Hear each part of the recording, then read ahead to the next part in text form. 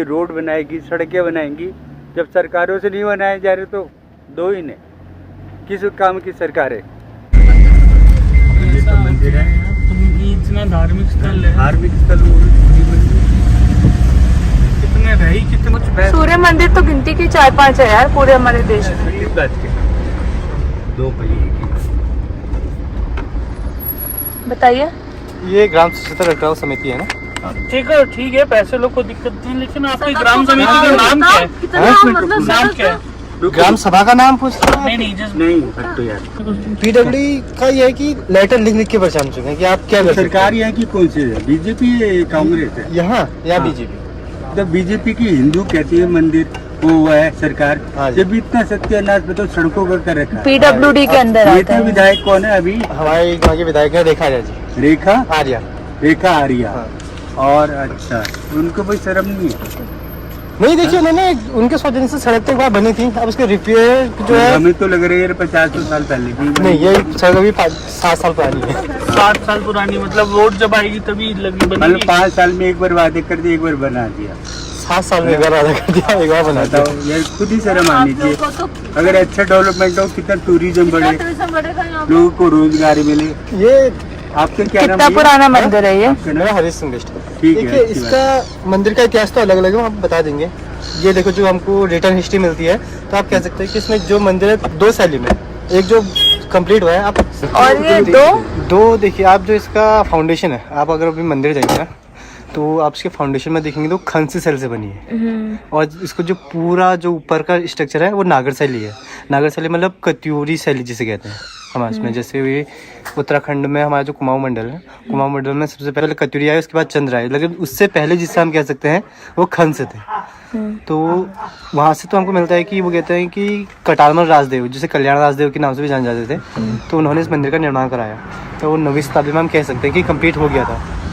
ठीक, अब जैसे ही वहाँ पर आप जाओगे तो आपका एक ASI द्वारा लिखा गया है कि ये लगभग 11वीं या 12वीं शताब्दी में कंप्लीट हुआ था। तो 11वीं या 12वीं शताब्दी में तो यहाँ चंद्रराजा आ गए थे, तो वो उसमें चंद्रराजा ने शायद यहाँ की गेट जो है वो गेट बनाए थे, कपाट में चंदन के कपाट और स्तंभ।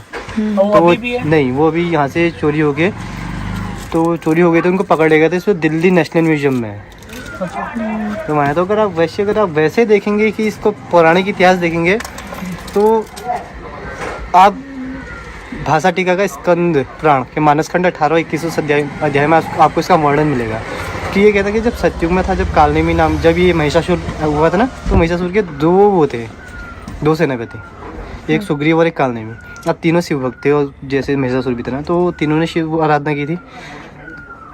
इसने महिषासुर ने और जो सुग्रीव था, इन दोनों ने क्या वरदान मांगा था कि हमारी जो मृत्यु होगी वो कौन करेगी? सिर्फ एक स्त्री करेगी, उसके अलावा कोई नहीं करेगी। उनको तो यही था कि हमको कोई मार नहीं सकता है, तो स्त्री को तो क्या ही मारेगी।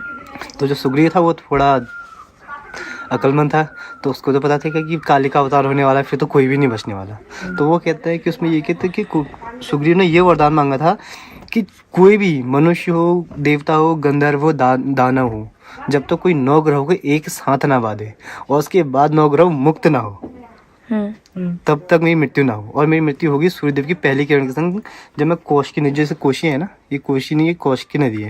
कोसी तो आपकी बिहार में मिलेगी, ये कोश की है, कोश की नदी। अब जैसे अभ्रंश होते गया ना, तो एक कोश की से कोशी बन गई। तो यहाँ से जलाभिषेक करता था। कहते हैं शिव मंदिर, यहाँ से सूर्य मंदिर से ऊपर एक मंदिर है, शिव मंदिर, वहाँ से पैदल रास्ता है। तो आप किसी भी शिव मंदिर में जाओगे, उसके अगल बगल कोई ना कोई कुंड या धारा, ऐसी जल स्रोत जरूर होगा जहाँ से उसका जलाभिषेक किया जाए। लेकिन वहाँ इकलौता जल स्रोत ही है, कोशी नदी का, तो यहाँ से वो जलाभिषेक करता था। तो सतयुग से फिर त्रेता आया। त्रेता में रावण आया, जिसने 9 ग्रह बांधे, फिर हनुमान जी ने उनको मुक्त कराया।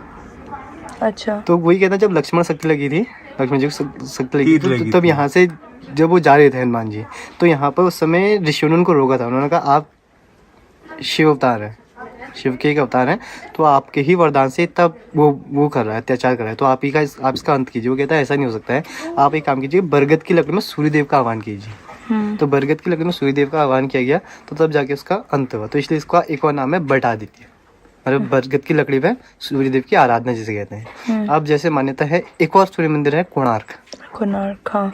और एक मार्तंडे भी है। तो आप बाकी कहीं भी जाइए कि बाकी, और आप देखो उनकी जो मूर्ति है वो खड़ी मिलेगी। यहाँ इकलौता ऐसा मंदिर है जहाँ आप कह सकते हो कि सूर्यदेव विराजमान है। मतलब आप कहते हैं ना कि हर जगह सूर्यदेव चलायमान स्थिति में है, यहाँ लेकिन सूर्यदेव विराजमान है। जैसे नवग्रहों के जो देवता है, राजा है, वो सूर्यदेव मान जाते हैं, तो सूर्यदेव यहाँ एक साथ बैठे हैं तो उन ग्रहों के साथ। तो ये हो गई आपकी कि आप आध्यात्म से कैसे जुड़े हैं, कि आध्यात्मिक की वो है। तो वहाँ से आप जाएंगे, आपको एक होल दिखेगा, तो उससे सूर्यदेव की पहली किरण अंदर जाती है साल में सिर्फ 2 बार। एक सूर्य जब उत्तरायण से दक्षिण की ओर जाता है, एक दक्षिण से उत्तरायण की ओर जाता है। उसमें ये देखिए कि आप जब वहाँ जाएंगे, होल के सामने आपको जो सूर्य उदय होता है वो इनारे, एक तो होता है कि सामने से आ रही है, तो आप होल के अंदर जा रही है। वो एक नेचुरल फिनोमेना है कि हाँ हमको पता है कि जो लाइट है स्ट्रेट लाइन में ट्रेवल करती है। तो जब आप वहाँ उस टाइम में सूरज को देखो, बहुत अलग दिखता है। मतलब आप ये हम सामने वो खड़े हैं तो आपको 75 डिग्री इस साइड दिखेगा, 75 डिग्री उस साइड दिखेगा सामने, लेकिन एटमॉस्फेयर में कोई रिफ्लेक्शन है कि जिससे सूर्यदेव की पहली किरण जो जा रही है मूर्ति पर जा रही है। तो वो हो गया कि उस टाइम का हमारे पास कितनी चेंजिंग थी, आप एटमॉस्फेयर में कुछ रिफ्लेक्ट करा रहे हैं उसको वहाँ पर अंदर जाने के लिए। तो ये है, तो आप अंदर जाएंगे तो आपको वहाँ बहुत सारी मूर्तियाँ मिलेंगी। जब आप अंदर जाएंगे अच्छे से देखिएगा मंदिर। एक तो होता है कि आप सूर्यदेव की मूर्ति को देखते हो सीधे निकल लेते हैं, पूरे अंदर प्लेटफॉर्म में बहुत सारी मूर्तियाँ रखी हैं। तो आप वहाँ बहुत अच्छे से देखिएगा, हर मूर्ति को बहुत प्यार से देखिएगा, तो आपको दिखेंगे कि सारी जितनी जो मूर्ति खंडित है वो देवी प्रतिमा होंगी। जैसे गणेश जी की भी मूर्ति होगी वहाँ पर विष्णु भगवान की भी मूर्ति है, बहुत सारी मूर्तियाँ, कोई खंडित नहीं। जो खंडित मूर्तियाँ हैं जो तोड़ी गई हैं वो देवी हैं। जैसे हम आज के टाइम में कहते हैं ना कि लेडीज़ फर्स्ट, तो हमारे बहुत पहले जैसे हम सनातन धर्म, जो आज हर कोई अपनी एक व्याख्या करता है सनातन धर्म की, सनातन धर्म में बहुत पहले कह दिया गया था यत्र पूज्य नारी तत्र रमन्ते देवता, की जहाँ नारी पूजी जाती है वहाँ देवताओं का वास होता है। ये हम हमेशा से चला आ रहा है। अब जो वो मूर्तियाँ खंडित हुई वो 7वीं शताब्दी के बाद खंडित हुई।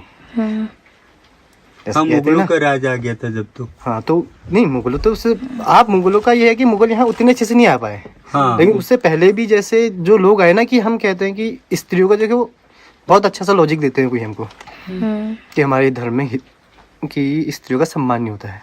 हम कहते हैं वास्तव में अगर कोई सनातन धर्म को पढ़े, वास्तव में कोई हमारे जो पौराणिक ग्रंथ हैं इनको पढ़े, भाषा टीका के मानस खंड इन सबको पढ़ ले, तो इनको पढ़े, तो आप एक पल में कह दोगे, मैं खुद से कह रहा हूँ, तो हम कह देंगे नहीं भाई ये नहीं आना चाहिए। क्योंकि आज कहते हैं कि औरतों को पैर की जूती समझाएगी, लेकिन अगर उस सनातन धर्म को देखोगे तो उसमें तो आपको सीधे सीधे लिखा है कि जितनी बाउंडेशन पुरुषों की लेती उससे बहुत कम औरतों की लेती। मतलब औरतें उस समय आप देखो सुपीरियर थी, प्रकृति कहा ही जाता। देखिए आपने सुना होगा शक्ति के बिना शिव शव है, हर किसी ने सुना होगा, लेकिन आपने कभी ये सुना शिव के बिना शक्ति शव है?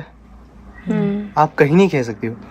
आप मतलब आप कहीं भी देखें ना, जितने भी हमारे देवी देवता सबका नाम पहले आता है। राधा कृष्ण लिख लीजिए आप, फिर पार्वती शिव का ले लीजिए, नदियों के नाम भी सारी देवियों पे है। तो ये चीज़ कि औरतों को तो पहले से हमारी जो प्रकृति है तो उसको पहले से सुपीरियर रखा गया। तो एक जो 5वीं 6वीं शताब्दी के टाइम की शताब्दी के बाद आया ना, तो वो एक अलग सी मैथोलॉजी रची गई। तो वो है, तो इस सब को छोड़ देते हैं, ये तो हम वहाँ जाते हैं। फिर एक कहानी ये भी है कि ये इस मंदिर का निर्माण एक रात में हुआ, ऐसा कुछ भी नहीं कि एक रात में इस मंदिर का निर्माण हुआ है। क्योंकि एक रात कहते हैं कि 12 वर्ष की एक रात थी, होती थी 12 वर्ष के दिन होता, ऐसा कभी कुछ नहीं होता था। आप लॉजिकली सोचेंगे तो कहते हैं ऊपर का छज्जा नहीं आएगा, आप वहाँ देखेंगे अच्छे से घूमेंगे तो आपको जो छज्जा टूटा हुआ है तो वहाँ के आपको अवशेष बहुत सारे मिलेंगे उसके, ये टूटा है करके। आप वहाँ सारे मंदिर में घूमेंगे, 45 मंदिरों का समूह है। एक सारी नागर शैली में बने, एक वो है द्रोण शैली में बना हुआ। आप अंदर जाएंगे आपको एक और मूर्ति दिखेगी विष्णु भगवान की, जिसमें वो शीर्ष सागर में लेटे हुए हैं पद्मासन में। वो मूर्ति एक गरुड़ में मिली थी। जैसे देखिए आप कोई भी कंपनी एक मोबाइल या एक गाड़ी नहीं बनाती ना, हो सकता है उसको बनाने के बाद वो छोड़ देती है, तो उस समय भी जो मूर्तिकार हुआ करते थे वो एक मूर्ति नहीं बनाते थे, वो 4-5 मूर्ति एक साथ बनाते थे। तो गरुड़ में एक मूर्ति वो है, आप डॉक्टर आर्कोलॉजिस्ट हेमराज शर्मा उन्होंने अपनी किताब में लिखा है। 1947 में उनकी बुक पब्लिश हुई थी ना, 1948 में सॉरी। तो वो लिखते हैं उनको जो मूर्ति मिली थी वो 12x24 थी, जिसकी लंबाई 24 सेंटीमीटर और चौड़ाई 5 सेंटीमीटर थी, जिसमें विष्णु भगवान पद्मासन में लेटे हुए हैं क्षीर सागर में। उनका एक हाथ उनकी छाती में और एक सर के नीचे है, उसके नीचे मछलियों को दर्शाया गया है। ऊपर गणेश जी और उनके चरण कमलों में माँ लक्ष्मी विराजमान है। वो कहते हैं वो मूर्ति जो थी वो थी आपकी 9वीं या 10वीं शताब्दी की, द्रोण शैली का जो था। अब वही टाइम है जब आदिगुरु शंकराचार्य जी यहाँ से कहाँ गए थे, केदारनाथ गए थे। आज के टाइम में हम केदारनाथ गाड़ी से जा सकते हैं, लेकिन उसमें तो पैदल गए थे। तो वो कहते हैं कि वो उस टाइम का माना जा सकता है कि एक वो यहाँ भी रुके, उन्होंने एक वो मंदिर बनाया जिसमें उन्होंने उस मूर्ति की स्थापना की। तो ये सारी चीज़ें हैं जो आप वहाँ देखने को मिलेंगी। मतलब आप आध्यात्म से जोड़ सकते हैं इसको। आप देख सकते हैं कि हमारी टेक्नोलॉजी कितनी अच्छी थी उस समय की। इंजीनियरिंग कितनी एडवांस थी अब और लोग की सोच कितनी। आप किसी भी एंगल से उसको देख सकते हैं। देखिए हमारी जितनी भी चीज़ें थी ना उस टाइम में, देखिए हमको बताया गया कि पूरा अभ्यंसन के तौर में, जैसे हम कहते हैं सावन के महीने में जो चीज़ शिव जी को अर्पण की जाती है हम नहीं खाते हैं। वो तब कहा गया था जब हम पूरे नेचर पर डिपेंडेंट थे।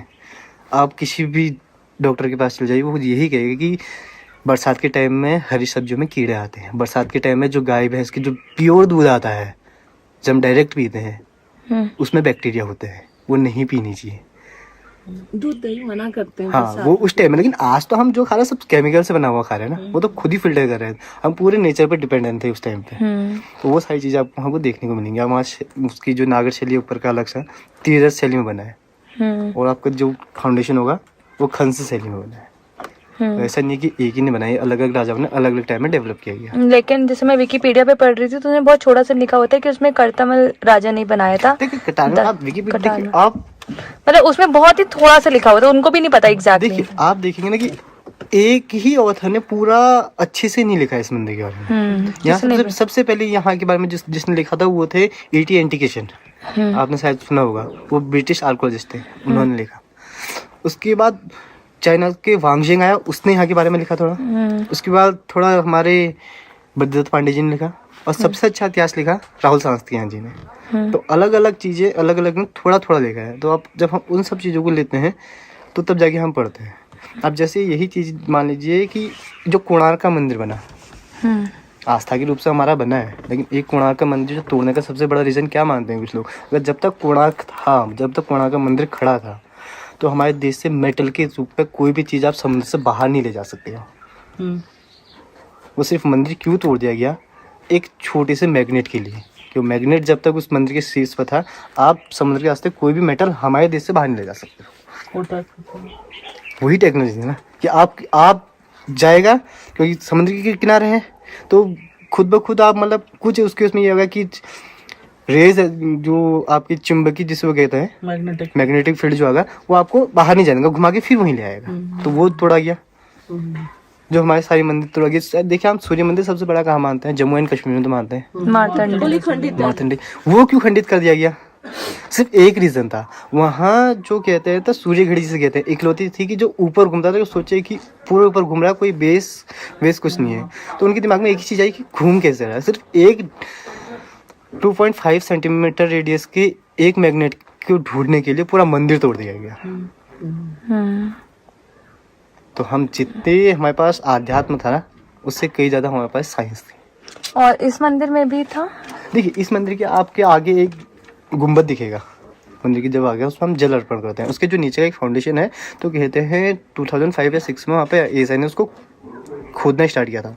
उसके नीचे जो सीढ़ी नुमा है जिसके ऊपर पत्थर रखा गया है, तो उसको 12 से 13 फुट तक खोदा गया, तो मंदिर खड़ा निकला, वो पत्थर एज इट इज निकला। तो उस समय उन्होंने एक कंक्लूजन निकाला कि नहीं, शायद हो सकता है कि ये पूरा मंदिर का फाउंडेशन इसमें ही टिकी हो, कि कोई एक चाबी कि अगर इसमें थोड़ा सा भी खतरा है कि पूरा मंदिर रह जाए। मैंने इतना बड़ा मंदिर आज खड़ा है हमारा 9वीं शताब्दी से 21वीं शताब्दी तक खड़ा है, कुछ तो चीजें होंगी ना उसमें।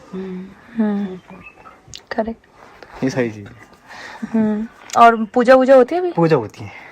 चलो अच्छी बात है। कि मार्तंडे में तो पूजा भी नहीं करते हैं। हाँ पूजा होती है। कश्मीर वाले में भी यहाँ आपको नहीं, ये जो पौष महीने का रविवार था, इससे पहले 8 तारीख को उसमें बहुत बड़ा पंडाल लगता है हर साल। चलो अच्छी बात है, बहुत अच्छी। ऐसा नहीं कि यहाँ पूजा नहीं होती है। अब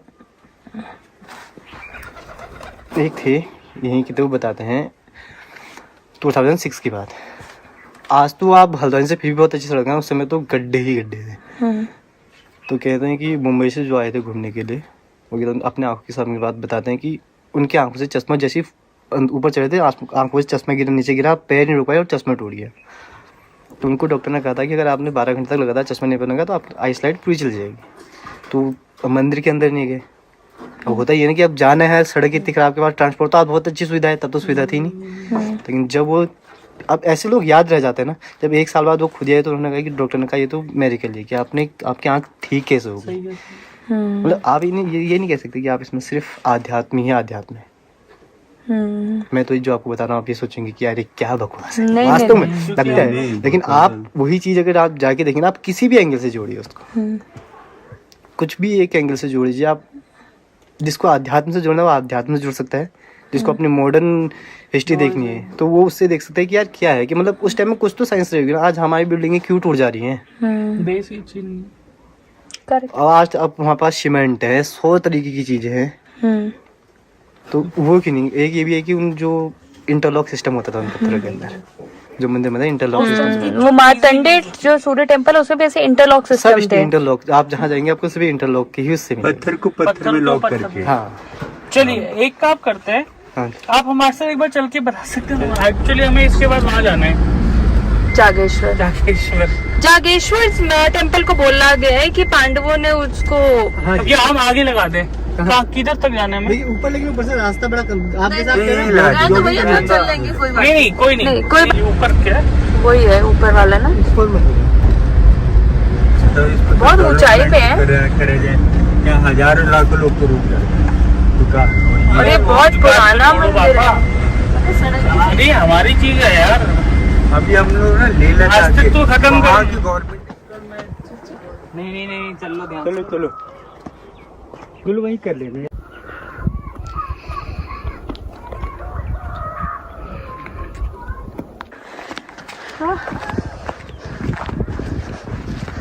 दोस्तों हम ऐसी जगहों पे से छोटा मोटा ट्रेक करके चल रहे हैं।